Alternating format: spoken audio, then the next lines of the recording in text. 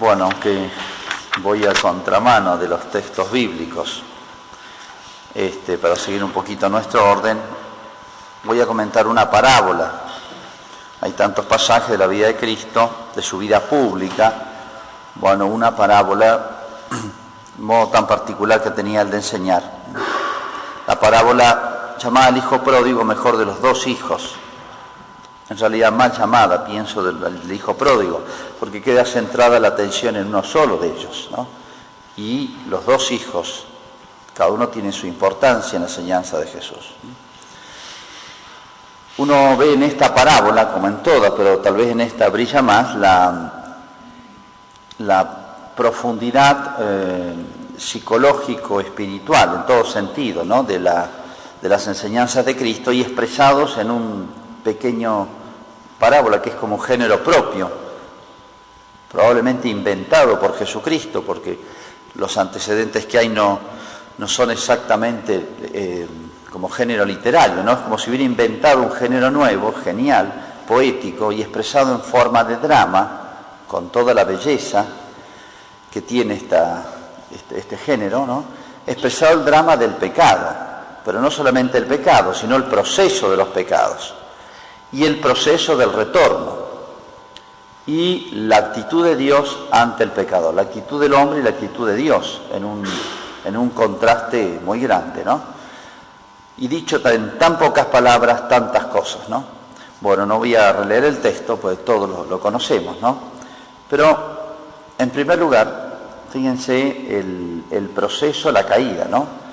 Este joven no se va de golpe, hay un paso intermedio, pide su parte de la herencia, ¿no? Y dice que el padre se las da a los dos. Uno está un tiempo y la casa se va. Ya este primer paso es lo que podríamos llamar el pecado venial, porque hay una falta, sí, pero no se fue de la casa todavía. Hay pecados que no son graves, está bien, no son graves, pero son pecados. Comienzan a crear esa distancia, ¿no? Por eso el ya plantearse el tema, que le dé su parte de la herencia, es como decir, tus bienes no son mis bienes, no compartimos los bienes, que es lo que el padre le va a reprochar después al otro hijo, ¿no? Si todo lo mío es tuyo, no te has dado cuenta, no lo has disfrutado, no lo has considerado, ¿no? Entonces este primer paso hace que se tome esa distancia interior. Es la ruptura o el enfriamiento de la caridad. ¿Qué es la caridad sino la unión y las cosas? Es hacer del otro un otro yo. Eso es la caridad. El cielo, ¿qué va a ser sino la participación de los bienes de Dios? La caridad une y hace de dos uno solo, y por lo tanto todo es propio, es común, ¿eh? Es como una sola cosa. Es hacer un solo yo, ¿eh? El cielo va a ser eso. Entonces, este primer paso puede suponer o está figurando el pecado leve, que a veces no le damos importancia, porque no es grave, ¿eh? Uno se engaña con eso. Pero el pecado leve prepara la materia y prepara el hábito. El acto se transforma en hábito fácilmente, bueno, para el pecado grave. De manera que un buen día, se va de la casa. Y bueno, no es tanto lo que siente irse de la casa después, porque ya interiormente había tomado esa distancia. Se va de la casa y dice un país lejano. Todo tiene su significado acá. Ese país lejano es la distancia que hay, distancia no física, sino distancia espiritual, ¿no? De las cosas de Dios, del hogar.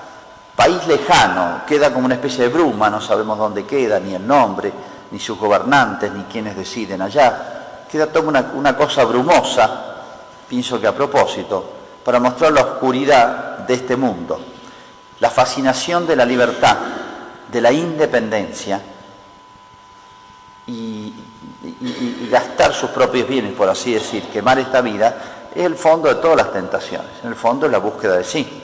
No hay más que dos amores, el de sí o el de Dios, ¿no? Este país lejano donde se va progresivamente, muestra un poco el progreso. Del venial se pasa al mortal, y un mortal lleva a otro, un pecado lleva a otro. Por eso llega un momento en que este joven toca fondo y gasta lo que tiene. Siempre se consume la vida, el pecado consume la vida, desde todo punto de vista, no solamente espiritual, psicológico y humano, en todos sentidos, ¿no? Se quema la vida, esta única vida que tenemos. Por eso se gasta y no se acumula, no se gana. Por eso se termina en la pobreza, en la miseria, y se toca fondo. El ser humano toca fondo con el pecado, porque es la destrucción de lo humano, ¿no? Y allí aparece, que no es casual tampoco, tiene su sentido, esta especie de esclavitud.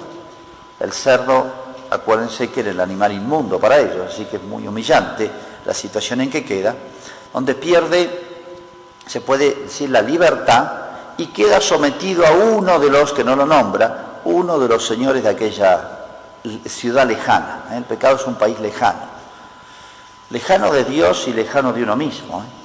Fíjense la doble condición de esclavitud y humillante, una situación infrahumana, porque dice que alimentaba a los cerdos y ni siquiera su comida podía tomar.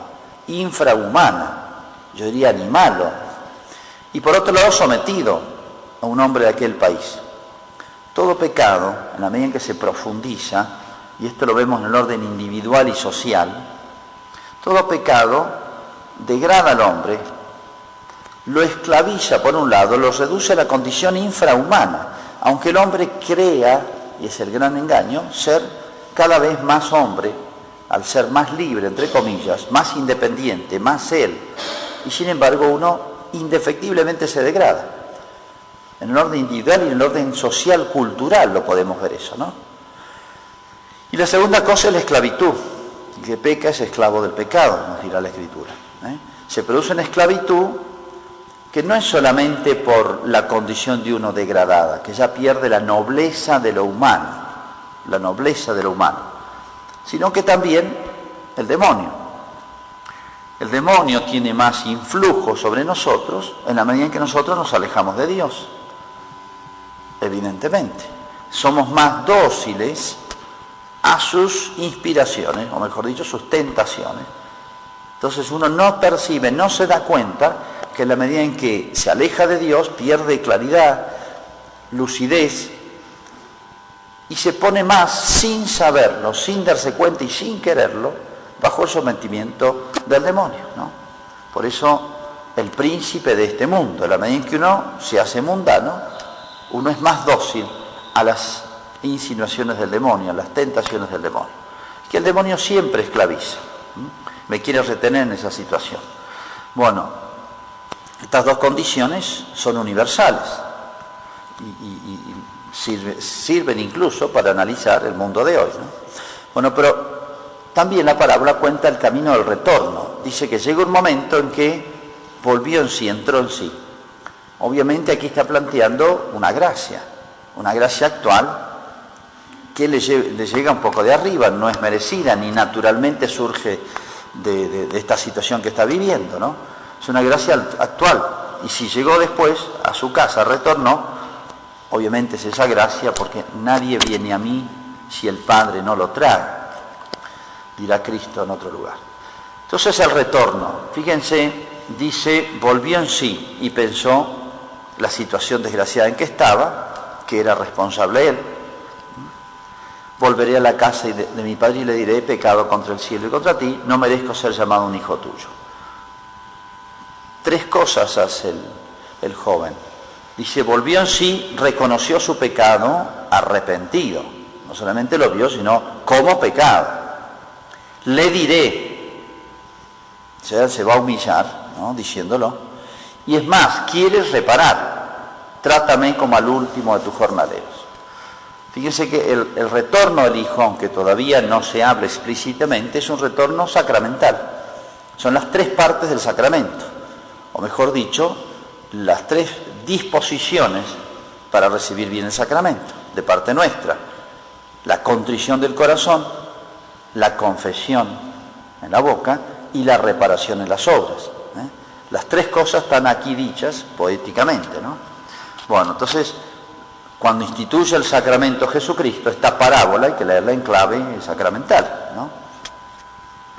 Pero la sorpresa o el contraste de lo que espera encontrarse este hijo y lo que se encuentra, ¿no? Él cumple todo eso al llegar, pero el padre primero le sale al encuentro, no lo deja casi hablar y termina organizando una fiesta. O sea, sobrepasa todo lo que, pero ampliamente, lo que tenía que hacer, o lo que mínimamente tenía que hacer, recibirlo, y bueno, algo merecía por sus faltas, ¿no? Trátame como el último de sus jornaleros, lo merecía. Entonces contrasta, primero que encuentra al Padre. Toda la moral cristiana, fíjense en San Mateo, en el Sermón del Monte, bueno, después de las bienaventuranzas va a hablar de toda la moral cristiana, está como concentrada en un tratadito de 3 capítulos, está toda centrada en el Padre. Siempre dice, vuestro Padre del cielo, vuestro Padre que está en el cielo. O sea, toda la moral cristiana no es una serie de mandatos, de obligaciones y negaciones y prohibiciones y castigos, etc. Es una relación personal, siempre es una cuestión personal con alguien, y en concreto con el Padre. Acá no es que transgredió una ley abstracta, como quien transgrede una ley de tránsito o una ley civil que en realidad no es contra una persona, sino es algo personal. Toda nuestra vida, en las obras buenas y malas, dice una relación con Dios personal, ¿eh? Por eso el Padre está afligido como Padre, y el Hijo tal vez no había tenido en cuenta esa relación filial, hasta que tal vez tomó conciencia ahora. Bueno, sobrepasa las expectativas, en todo sentido, ¿no? En lo que le pide y en la fiesta que organiza, realmente algo aparentemente desmesurado. Eso hace ver muchas cosas, no solamente que está el Padre y toda la misericordia que está detrás de todas estas actitudes del Padre, sino que cómo hace fácil el retorno Dios. Dios hace siempre fácil el retorno del hombre. Siempre cuesta retornar, siempre cuesta, es humillante reconocer las faltas, confesarlas, reparar, etc. Y Dios realmente nos ha hecho todo fácil. Y con el sacramento de la penitencia todavía va a agregar un plus. Esta parábola explicada en clave de sacramento de la penitencia es mucho más fácil, se puede decir, el retorno del hombre, y mucho más fructuoso. El estado último del joven puede llegar a ser, en la economía divina, en la misericordia de Dios, mucho mejor que el anterior. No es que sea recomendable irse para volver con más ganas, pero a pesar de eso, en la economía divina uno puede, después de cada conversión, después de cada retorno, volver a un estado mucho más alto que el anterior, y da la impresión de que el Hijo, por la manera de expresarse en la parábola, ha tenido después una relación más íntima, más profunda, más filial, y el Padre más paternal, si pudiera hablarse así, que la que tenía antes, ¿no? Entonces toda esta fiesta significa este desborde de alegría, la fiesta expresa eso, un motivo muy grande que alegra hasta al Padre. Cuando uno piensa que es Dios, este Padre, y Dios hace una fiesta, etc., uno dice, por un lado, ¿cuánto vale esa creación de Dios, que es el ser humano? ¿Cuánto vale una eternidad? Una eternidad, un ser humano, imagen y semejanza. Pero también mucho más hay que decir que grande es el amor de Dios, que no ganando nada con nosotros, se alegra tanto con la perseverancia, la conversión o el crecimiento espiritual. No hace falta irse y volver para lindo ser converso, pero es mucho mejor no haberse ido nunca. Si esa conversión dentro de la casa del Padre hubiera sido mucho mejor, más recomendable. El otro hijo, que a veces termina acá todo, como si fuese la historia más divertida de esta, la otra un poquito más aburrida, porque no tiene muchos sucesos especiales, ¿no? Bueno, pero el otro hijo llama la atención, el fiel, el bueno, el chico bueno, hacía siempre todo lo que correspondía, estaba trabajando, etc.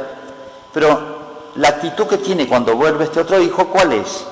Es la envidia, es un pecado contra la caridad. ¿Qué representa este otro? Un poco la vida cristiana, no solamente diría rutinaria, sino diría el estado de tibieza, porque en la vida espiritual o crecemos o retrocedemos, no hay otra, todos los días. Está como siempre en ese dinamismo, en ese movimiento, o avanzamos o retrocedemos. Entonces este hijo representa la tibieza, en la cual a veces nos estancamos. La tibieza no es pecado, no se va de la casa.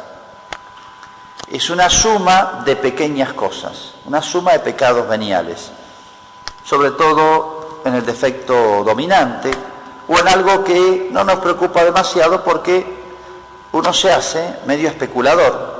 No es pecado grave, no me priva de la comunión, no me aleja, entre comillas. Pero fíjense, la tibieza es el estado más inmediato y más fácil para que me prepara, me dispone a los pecados, a cualquiera. Y de hecho, ante esta ocasión, ante esta pequeña prueba a la caridad, salta la envidia, que es contra el amor al prójimo. Y acá sí que el otro hijo, que no siguió la historia, pero podría haber sido semejante a la de este, peca contra la caridad y gravemente, y en vez de alegrarse por el retorno al hijo, entonces de alguna manera el otro hijo terminó peor todavía, ¿no? Es esa vida espiritual que se estanca, porque bueno, uno ya ha hecho el esfuerzo tal vez, o no tanto, de mantenerse en la vida de la gracia, llevar una vida aparentemente correcta.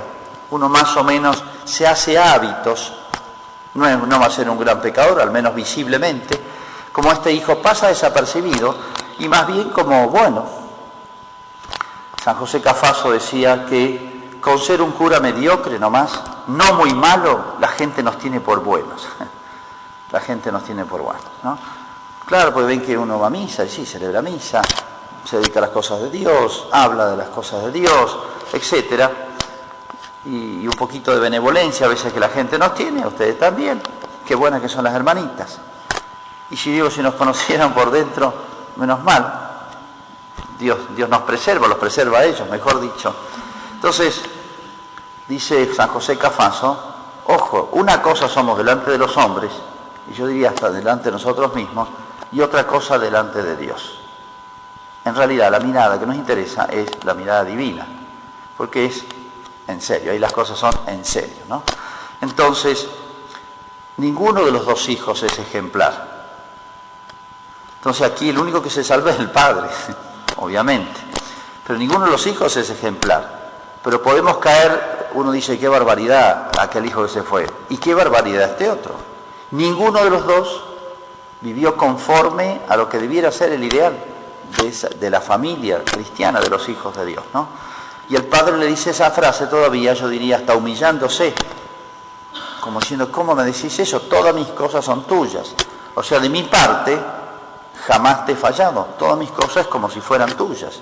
Fíjense, ¿qué más puede hacer Dios? Dios, si trasladamos esto, esta es una analogía, siempre la parábola es una gran analogía de las cosas divinas, que Dios se humille en decirnos eso, todo lo mío es tuyo, si el universo es de Dios.